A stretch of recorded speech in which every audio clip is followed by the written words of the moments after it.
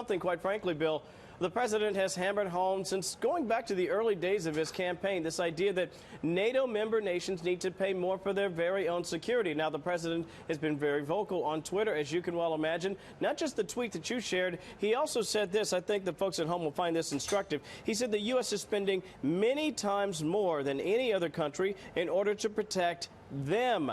Not fair to the U.S. taxpayer. On top of that, we lose $151 billion on trade with the EU. It charges big tariffs and barriers. Clearly, the president setting the tone, Bill, ahead of his trip here to Europe, where allies, quite frankly, are bracing themselves for a tsunami of criticism from the president, who's made no secret his disdain for their lack of financial commitment to the alliance. We cannot be taken advantage of. We're being taken advantage of by the European Union. We lost $151 billion last year on trade. And on top of that, we spend at least 70% for NATO.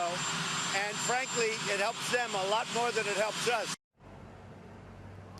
Bill, some sharp elbows, though, coming from the EU's President Donald Tusk. He wrote this, actually said this, "Dear America, appreciate your allies. After all, you don't have that many."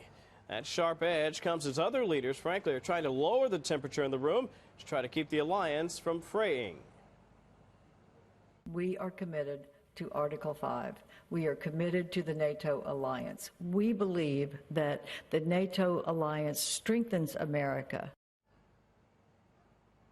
You can imagine why there's frustration, Bill, because the U.S. gave NATO about $706 billion last year.